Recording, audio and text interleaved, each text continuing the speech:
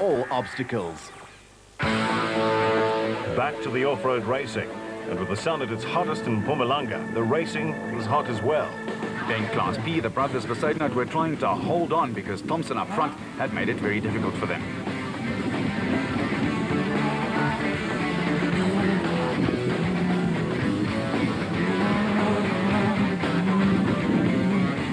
Still, they kept plugging away, and on this route you have to concentrate every single turn of the wheel. You certainly do, Arnie. Now the De Bruins and the Michelin XL dealer team Toyota had been in exceptionally good form and were ruining Lady Luck, turning her back on them in the prologue. De Bruin and Brits were next, 10 minutes down on Cry, but just looking for a finish in the Rubicon Bat. The Zermattens, who hold the South African record for consecutive finishes, 23 of them in all, were looking confident and comfortable. They'd eked out a 20-minute lead and were going just hard enough to keep it right there.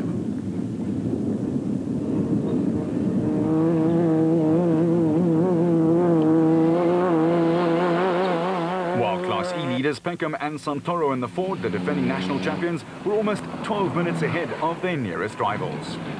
Gillingham and Van Zyl still had their Zaka on the route, despite having it flat, trying to repair it, and the car falling off the jack. Strange things happen out there, Rold. They sure do.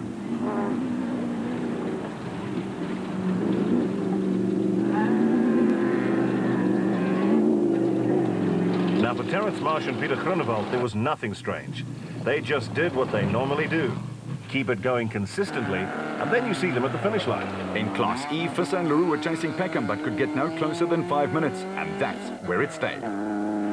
With the Barkhuizens battling now, not only no power steering, but overheating too. What a wonderful day they were having. Tollefson and Evans were up into 8th, but their tyre trouble continued. They'd had 3 flats already.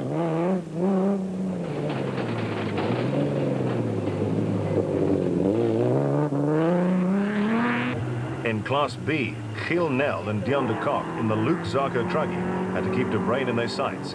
The Rubicon man led the championship race with 76 points, while Nel was just 9 points behind. And third in Class B, it was Beckett and Harris who had done a great job of hanging tough all day long.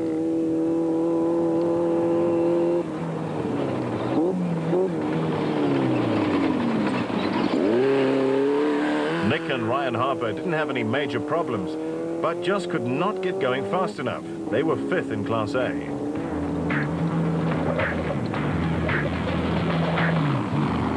Van Tonder and Guapa, meanwhile, battled on with their 4-wheel drive problems.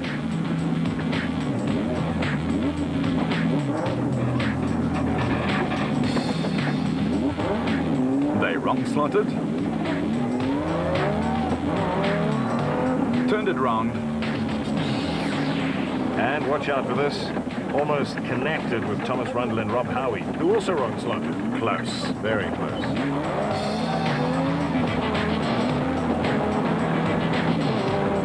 And back in Class D, reigning drivers champion Cliff Weichelt and Nico Els in the N1 4x4 Toyota Hilux could have done with a good finish, and for once they were onto one. They'd quietly sneaked into 2nd spot. Venter and Palmer were still on the road, but soon after this their 4-wheel drive problems became too much and they were forced to call it a day.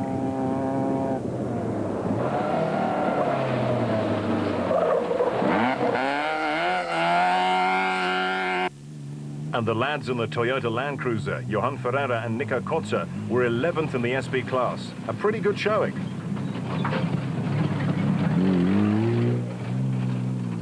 With another Land Cruiser, that of Malaland Toyota's Johan and Werner Horn, taking 12th. Going like the absolute clappers. The colourfully turned out Potch Plastics Toyota Hilux pairing of rookie Dewald van Breda and Johan de Toy settled for a good run in Class E. 4th place was well deserved.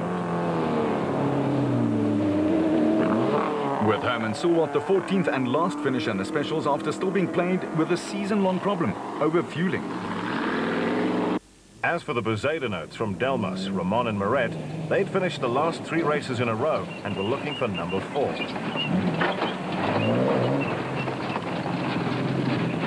And in Class P, battling electrical problems, it was the brothers David and Gary White who took the 2nd place, but they were a long way back. Malcolm Koch and Johan de Klerk were fifth in Class E in their Toyota Hilux. And Bula Boertes and his navigator Johan Pretorius took fourth in Class D.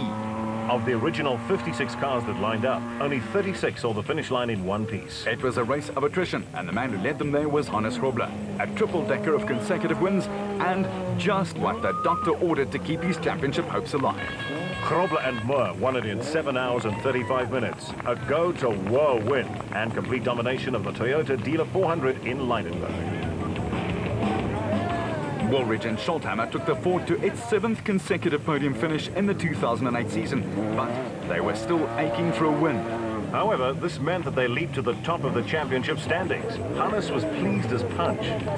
Very, very good. It was very tough. It was very tight there in the forest, and but you had to keep your head, and I think that's what we did, you know. As I said previously, we stayed out of trouble, and we did it again, and I think the other guys eat the dust, so we're very happy. So you controlled it from the front right from the start? All the way, all the way. It's a nice piece. No problems at all? No problems. Vehicle all okay. Vehicle okay, navigator was good, so yeah, and the driver was not too shabby. Yeah, so like we said, pleased as punch. But then again, so was Neil Woolridge. 7 top 3s in a row. Yeah, look, we can't complain about that. We've had a good run. We pushed hard today, but we couldn't catch Hannes in the last bit. It was just too dusty. We get close, and then there was just too much dust, so we kind of like settled for second near the end and just looked after the car and brought it back. But we've had a good day. We had a couple of little scares. We had a fuel pressure problem just before the service point, and it didn't slow us down, but there was definitely the car wasn't going like it should do. But otherwise, a great run, no problems. And for once, there were no problems for Hutchinson and Bergman either. The Motorrad pair won in 7 hours and 50 minutes. It was a little bit disappointing with it. We didn't, I think we did very well. So did you have any major problems out there?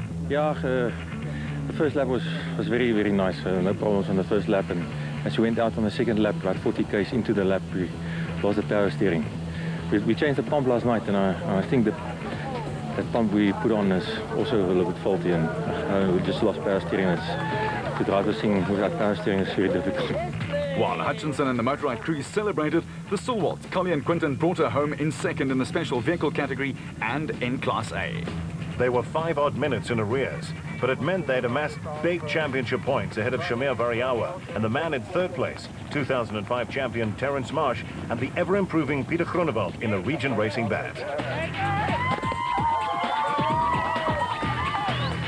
How sweet it is, a great run for Grobler, while Hutchinson had waited a while to enjoy the sweet taste of the bubbly again. Evans' year dragged a little. Yeah, it's been a long year. I never thought I'd feel so much relief over excitement. But, yeah, we've had a disastrous year. Just can't believe that we finally put it together and managed to break the spell, you know. We've been up there, we've led most of the races, but just haven't managed to finish them. We've had mechanical breakdowns the whole year, and looks like hopefully we've shaken those books and we managed to bring it home. So you know, huge thanks to Motorrad for just backing us race after race, time and time again. We weren't getting results. It's a huge one for Motorrad, and to my navigator Kim. It was an incredible race for navigator. He steered me like a radio controlled car. It was unbelievable the calls I was getting. So thanks to both of those guys and to the organisers. An awesome event. P-class winners Thompson and Campbell were home, while Silvat was pleased to see the finish line. We didn't really expect it once again. We are a little bit under power. The motor is not running the way it should, and that makes it more sweet. So we're very happy. We just want to thank the race organisers and everyone involved with the race. Lovely race, very tight. And in the forest, car's not really suited for the forest, but it goes well. I'm very happy. Force gave it his all, and the Navara flew past no less than 37 cars. We had a great day. You know, we tried as hard as we could from the word go. It was because it was really dusty and we had a lot of cars to pass. So, you know, we kept our heads and we pushed where we could see where we were going, and then try to behave ourselves when we were up against a dust cloud. But the car was brilliant. Ralphie was brilliant because it was really tricky to navigate today. And so, yeah, we've had a good day considering where we started from. The Mecca and Excel dealer team lads came home to take a popular 6th place. followed by the Zamatans, who comfortably took the Class D victory and consolidated the 2008 Class Championship, which certainly pleased the two. And that was that for the Class D Championship. But Henry wasn't taking any chances whatsoever. I think we've got it. If my maths is right. I think we've got it. Before I speak out of turn, yeah, I reckon so. So, yeah, we drove it conservatively, didn't go too quickly. We got news from Kutse's service crew that he was out. But because we got it from his service crew, not from our service crew, we ignored that information thinking it's duff info. So we just carried on, regardless. The Class E win went the way of the reigning national champions, Jack Peckham and Lucio Santoro, who had just more than 5 minutes of leeway. Billy, this is the 6th year you've run this event. The logistics behind it must be a bit of a nightmare. Rory, I can tell you that to put an event like this together, apart from the fact that it's months and months worth of work, in fact it feels like the 20th year that we've done it. But without the local support here, I mean, the Loop 1, we had to get 35 signatures from different farmers to allow us to go across their territory, open the gate, remove their cattle, and all of that. And I mean, Mr. Petravi, the farmer here who did all that negotiations for us, without him it's impossible, because you cannot do that from Johannesburg or from Pretoria. And then of course to coordinate that with all the traffic officials and the provincial, all the landowners, it is an absolute nightmare. But there is so much goodwill in this part of the world here towards the sport that in the end it takes a lot of work, but it is not difficult to get. Right, let's have a look at the paperwork. And Grobler and Moore with their third Absa Off-Road Championship win in a row, and Woolridge and Schultheimer getting a 7th podium. Yanni Visser and Joks Leroux clinched second in Class C in 10th place. That meant that the championship race was wide open. It could be Vos, Woolridge, Grobler or Cronje, and it's come down to the finale in the Magalies area. In the special vehicle category, Hutchinson and Bergman made a comeback with a big bang, while Thompson and Campbell astounded all and sundry with a great 3rd place. Varayawa didn't score any points in Leidenburg, but it's Marsh and Silvold who will be watching the Total Motorsport man all the way in the 8th and final race of the year. After more than 3,500 kilometers of racing, the RFS Magalies 400 is the final race of the season. Until we preview that one here on Supersport, you keep it on the road, we'll keep it off-road. That was the ultimate